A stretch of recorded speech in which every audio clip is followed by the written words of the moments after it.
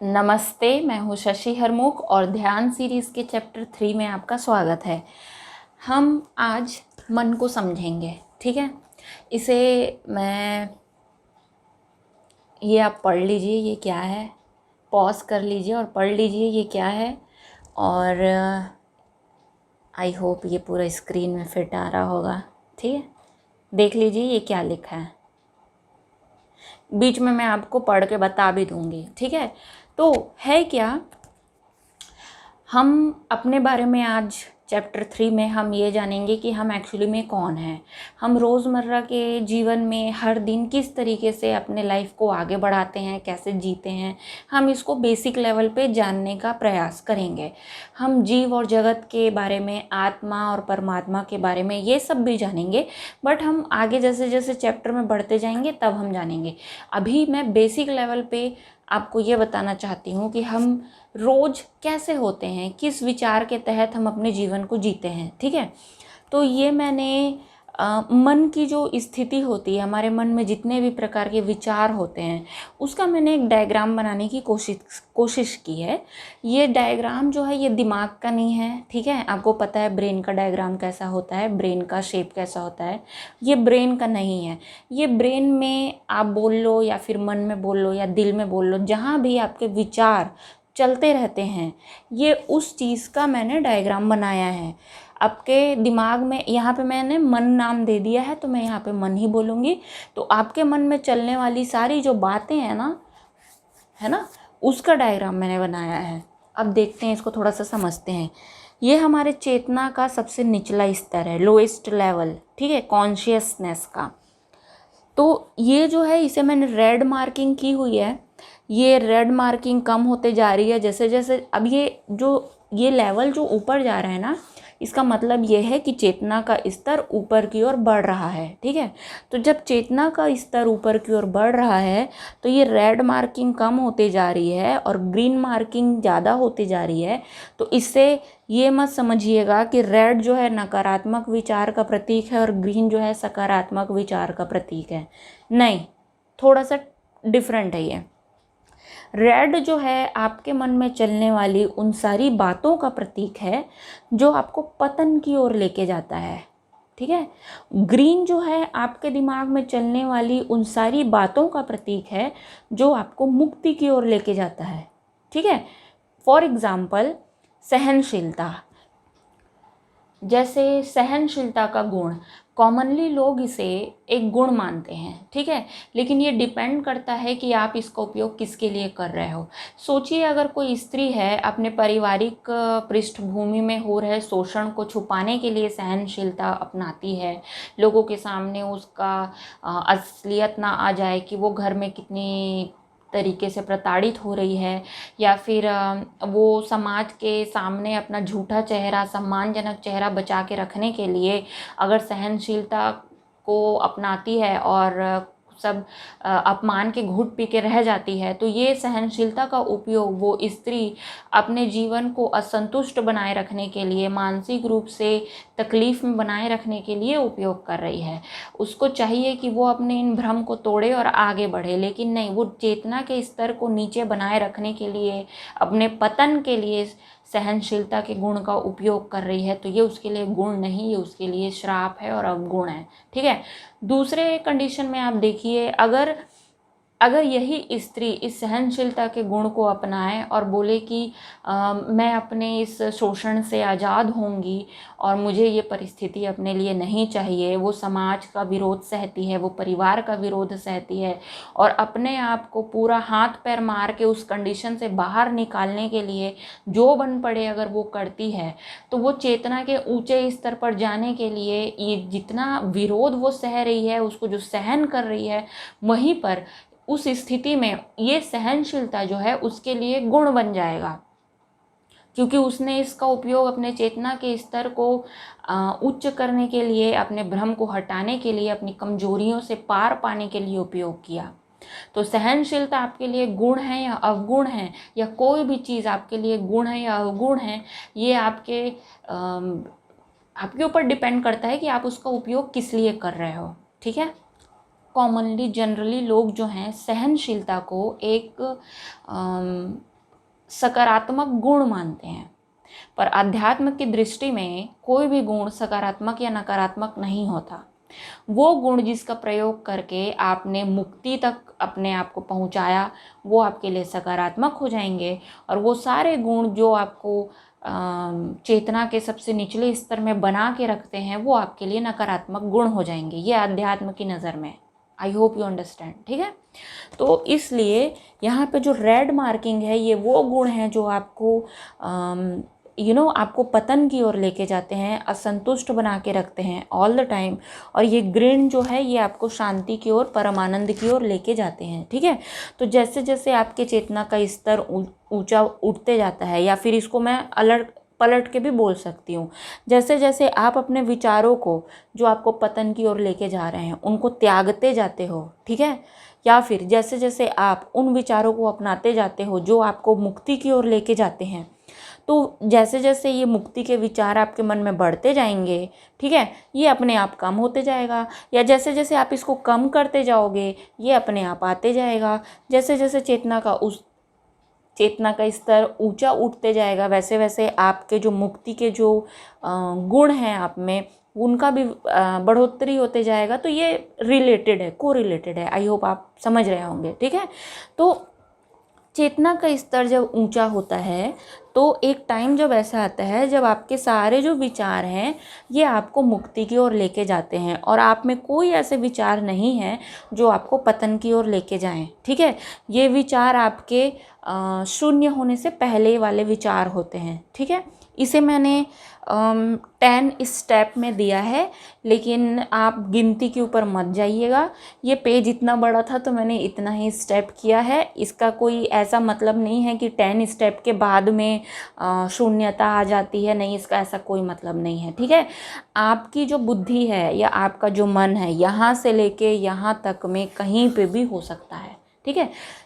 जितना ज़्यादा नीचे रहेगा ना, आप ये समझिए, जितने ज़्यादा लोग हैं ना, सबसे ज़्यादा लोग कहाँ पाए जाएंगे, ये नीचे के लेवल में पाए जाएंगे सबसे ज़्यादा लोग। इसीलिए सबसे ज़्यादा लोगों की लाइफ में जो प्रॉब्लम है, मानसिक तनाव है, वो सब इसी का कारण है, ठीक है। तो सबसे ज़्यादा जो भीड़ है वो इन्हीं लेवल पे पाई जाएगी, सबसे ज़्यादा जनसंख्या इन्हीं लेवल पे होती है, और सबसे ज़्यादा जो इंस्टाग्राम के इन्फ्लुएंसर होते हैं ना, उनके इतने जो मिलियंस में फॉलोअर्स होते हैं, वो क्यों होते हैं? इतने घटिया कंटेंट बनाते हैं, तो उनको लाइक करने वाले जो लोग हैं, जो निचले स्तर की चेतना वाले लोग हैं, उनकी संख्या ज़्यादा है, तो वो उनको लाइक करने के लिए टूट पड़ते हैं, ठीक है। क्योंकि एक व्यक्ति अपने जैसे ही दूसरे व्यक्ति को ही पसंद करता है, और अपने आसपास उन्हीं लोगों की भीड़ को जमा करता है। साइकोलॉजिकल ये होता है, ठीक है। तो अब जब हम चेतना के स्तर पर आगे बढ़ते जाते हैं, तो एक टाइम ये हमारे विचार ऐसे हो जाते हैं, जो हमारे मन में चलने वाले जो सारे विचार हैं, वो हमको मुक्ति की ओर लेके जाते हैं जब हम साधना में आगे बढ़ जाते हैं तो। और ये एक टाइम ऐसा आता है जब हमारे ये सारे विचार भी शून्य हो जाते हैं, ठीक है। वो सारे विचार जो एग्जिस्ट करते थे कभी हमारे मन में, वो सारे विचार जो हैं शून्य हो जाते हैं। इसलिए मैंने इस बार को खाली रखा है। तो इस वाले बार को मैंने ये नाम दिया है, भक्ति के पॉइंट ऑफ व्यू से इसका नाम मैंने दिया है शून्यता, या शिवत्व बोल सकते हो आप, बिकमिंग ज़ीरो, ठीक है, बिकमिंग नथिंग। जिसको मैंने बोला था सूक्ष्म शरीर वाले वीडियो में, मैंने बोला था नथिंगनेस, ब्लैक, वो वाला जो कॉन्सेप्ट है, उसके लिए मैंने यहाँ पे शून्यता शब्द का प्रयोग किया है। जहाँ पे आप ये समझते हो कि जहाँ पे आप अपने अस्तित्व के बारे में ये समझते हो कि आपके अस्तित्व का ही स्वयं कोई अस्तित्व नहीं है। कंफ्यूजिंग, लेकिन हाँ ऐसा है, ठीक है। तो ये शून्यता, ईश्वर प्राप्ति या शिव दर्शन या शिवत्व आप बोल सकते हो, ठीक है। योग की भाषा में इसको, इस वाले जो स्टेज है उसको समाधि या योगारूढ़, योग में आरूढ़ या योग में स्थापित हो जाना बोलते हैं, ठीक है। भगवद गीता के हिसाब से इसको मोक्ष, स्थित प्रज्ञ या भोग मुक्त या निष्काम कर्म वाली जो स्थिति होती है, वो स्थिति बोला जाता है यहाँ पे, ठीक है। क्योंकि यहाँ पे व्यक्ति जो है ना अपने विचारों से संचालित नहीं हो रहा है। अब उसके मन के सारे विचार जो हैं नष्ट हो चुके हैं, वो सत्य से संचालित हो रहा है। यहाँ पे व्यक्ति अपने विचारों को एक्सप्रेस नहीं करता, वो सत्य के विचारों को एक्सप्रेस करता है। यहाँ पे क्या होता है ना, हमारे मन में जितने विचार होते हैं ना, वही हमारी पर्सनालिटी को शेप करते हैं। वही हमारा पर्सनालिटी कैसा होगा, हम कोई ख़ास चीज़ पसंद करेंगे या नहीं करेंगे, या किस तरीके के विचारधारा वाले व्यक्ति बनेंगे, किस तरीके की मानसिकताओं को अप्रूव करेंगे और उसको आगे बढ़ाएंगे, सब चीज़ हमारे मन में चल रही बातों पे डिपेंड करता है। तो एक टाइम के बाद जब आपके मन में चल रही सारी बातें ख़त्म हो जाती हैं, स्वयं मन ख़त्म हो जाता है, तो उस वक्त फिर आपको संचालित करने वाली जो परिस्थितियां हैं वो आपके दिमाग में, आपके मन में है ही नहीं। तो फिर संचालन कौन करेगा आपका? ब्रह्म, सत्य संचालन करता है आपका। ठीक है, तो ऐसे कंडीशन में व्यक्ति जो भी बोलता है वो अपनी विचारधाराओं को आगे नहीं बढ़ा रहा है। ठीक है, वो ब्रह्म या सत्य के विचारधारा को आगे बढ़ा रहा है। एक चीज़ और आप नोटिस करिएगा, साधना के अलग अलग मार्ग होने के बाद भी ऐसा क्यों होता है कि कोई एक व्यक्ति जो तपस्वी है, जो ध्यान मार्ग से आगे बढ़ा है, कोई दूसरा व्यक्ति जो ज्ञानी है, जो ज्ञान मार्ग से आगे बढ़ा है, ये सब आगे जाने के बाद, ब्रह्म ज्ञान प्राप्त करने के बाद एक ही तरीके की बातें क्यों बोलते हैं? फिर जैसे कॉमन लोग बोलते हैं ना, भाई अब सबकी अपनी अपनी ओपिनियन होती है। क्यों बोलते हैं कॉमन लोग? क्योंकि सब कोई अलग अलग माइंड सेट से सेट हुए रहते हैं। मैंने एक वीडियो में आपको बोला था कि ह्यूमन जो है ना बिल्कुल रोबोट की तरह है।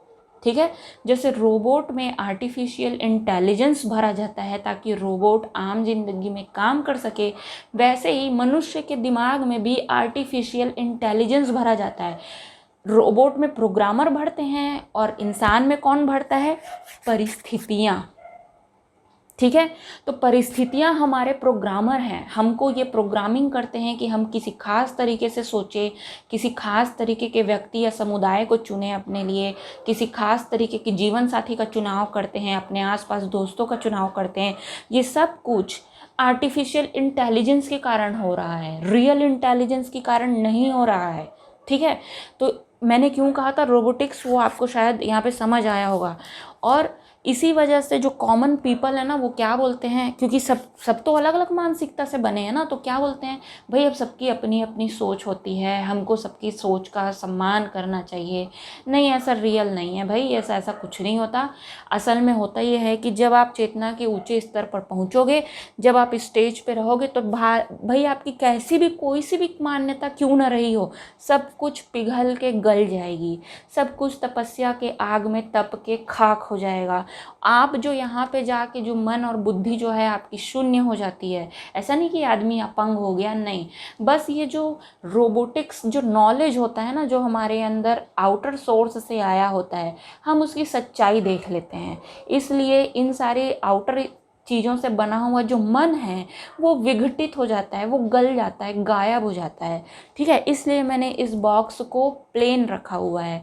फिर यहाँ पे जो आपकी मन और बुद्धि में जो बातें रहेंगी उसका सोर्स परिस्थितियाँ नहीं होंगी। ठीक है, जिस तरीके से आपका वातावरण आपको शेप करता है, फिर वो कारण नहीं रहेगा। आप इस स्थिति में पहुंचने के बाद आप जो भी बोलोगे वो यूनिवर्सल ट्रूथ रहेगा, वो आपका पर्सनल ट्रूथ नहीं रहेगा। ठीक है, वो अच्छा, पर्सनल ट्रूथ और यूनिवर्सल ट्रूथ में डिफरेंस ये है कि पर्सनल ट्रूथ सिर्फ आप पे अप्लाई होगा, यूनिवर्सल ट्रूथ जो है वो सभी के लिए एप्लीकेबल होगा, सभी पे अप्लाई होगा। ठीक है, तो इसलिए पर्सनल ट्रूथ जैसा एक्चुअली में कोई चीज़ होता ही नहीं है। ट्रूथ ओनली एक होता है, यूनिवर्सल, अल्टीमेट। ठीक है, परम सत्य ही होता है, और कुछ ट्रूथ नहीं होता, फालतू बकवास है बाकी सारी चीज़ें।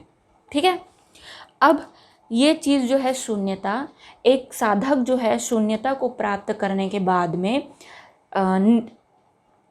क्या बोलते हैं उसको, बैठ नहीं जाता चुपचाप से। ठीक है, उसके बाद उसमें प्रबल ये इच्छा होती है कि वो अपने आप को अर्पित कर देता है, भक्ति के मार्ग में भगवान को अर्पित कर देगा। ठीक है, भगवान को प्राप्त करते ही वो भगवान में स्वयं ही विलीन हो जाता है। फिर वो जो बात बोलेगा वो भगवान की बात होगी, वो जो मैसेज देगा वो उनके द्वारा दिया गया मैसेज होगा। वो जो कर्म योगी होंगे, वो जो कर्म करेंगे वो संसार के लिए अर्पित होंगे, वो स्वयं के लिए नहीं होंगे। जो ज्ञान योगी होगा वो जो भी ज्ञान की बातें बोलेगा, जो भी ज्ञान समाज में फैलाएगा या जगत में फैलाएगा, वो उसके पर्सनल एजेंडे के कारण नहीं होंगे, ठीक है, वो संसार के कल्याण के लिए होंगे। तो होता ये है कि शून्यता को प्राप्त करने के बाद, मोक्ष को प्राप्त करने के बाद लाइफ ख़त्म नहीं होती। जैसा कि जनरली लोग सोचते हैं कि मोक्ष मिल गया मतलब बस लाइफ ख़त्म हो गया। नहीं, आपके पर्सनल एजेंडे का लाइफ ख़त्म हो गया। समझ रहे हो आप बात को? मेरा पर्सनल इच्छा अब मेरे लिए मायने नहीं रखता। मेरे को कुछ मिला या नहीं मिला अब मेरे लिए मायने नहीं रखता। मैं कहाँ रह रही हूँ, मुझे ऐशो आराम मिल रहा है या नहीं मिल रहा है, मुझे ये मायने नहीं रखता। मैं कैसी दिखती हूँ, मैं किसी लगती हूँ, मुझे खाना मिल रहा है या नहीं, मुझे सोने मिल रहा है नहीं, ये कुछ भी मायने नहीं रखता। सारे काम जो हैं अब अपने लिए नहीं होते हैं, ठीक है। इस स्थिति में सारे काम अपने लिए नहीं होते हैं, सिर्फ ईश्वर, अगर भक्ति मार्ग में है तो ईश्वर के लिए होंगे, ज्ञान मार्ग में है तो सत्य के लिए, ब्रह्म के लिए होंगे, और अगर कर्म मार्ग में है तो निष्काम कर्म के लिए होंगे। तो इस स्टेट में आने के बाद में आप मन का भी प्रयोग करते हो, ठीक है, निष्काम कर्म के लिए, बुद्धि का भी प्रयोग करते हो जन कल्याण के लिए, और आपने बहुत सारे आपको कर्म भी करने हैं, ठीक है, ताकि आप अपने जो गुरु हैं उनकी आज्ञा का पालन कर सको। तो वो सारी चीज़ों को आपको उपयोग करना है, मन का, बुद्धि का, ठीक है, दिल का, दिमाग का, सबका उपयोग करना है। और इसका उपयोग करते हुए संसारिक कल्याण के लिए, निष्काम कर्म के लिए जो आप काम करते हो ना, जिस बुद्धि से करते हो, उस बुद्धि और उस मन को मैंने रिप्रेजेंट करने के लिए यहाँ पे ब्लू कलर का बार बनाया है, ठीक है। और मैंने टॉप में फिर यहाँ पे एरो देके इन्फिनिटी का सिंबल बनाया है। मतलब क्या है कि ज्ञान जो है ना, ये एंड नहीं होता कभी, ये हमेशा चलते रहता है। ये हमेशा आप लाइफ टाइम अर्न करते रहोगे। ज्ञान एक बहुत गहरे क्या, समुद्र के बराबर गहरा होता है, ठीक है। इसका आप गहराई नाप नहीं सकते। तो ज्ञान अर्जित करना, ये जो प्रक्रिया है ये कभी ख़त्म नहीं होगी। लेकिन इस चीज़ के बाद में एक स्टेजेस होते हैं, इसके लिए मैंने यहाँ पे ब्लैंक वाला बार और एक ब्लू वाला बार दे दिया है। इसके बाद इन्फिनिटी आगे, फिर आप अपने जीवन में इसके बाद तो नया जीवन ही शुरू हो जाता है। फिर नई चीज़ें आप लर्न करोगे, नए चैलेंजेस आएंगे, और ये काम पूरा जीवन भर चलते रहता है। जो काम आपने यहाँ पे किया है वो काम आपका आगे भी चलते रहेगा। बट थोड़ा डिफरेंस ये होता है कि इस समय आप बड़े असंतुष्ट रहोगे, दुखी रहोगे, अशांत रहोगे, परेशानी में रहोगे, मानसिक तनाव में रहोगे। लेकिन इस तरफ आप हमेशा परम आनंद में रहोगे, इवन संघर्षों में भी, ठीक है। तो आई होप आपको ये मन समझ आया होगा, ठीक है। मिलते हैं नेक्स्ट चैप्टर में। नमस्ते।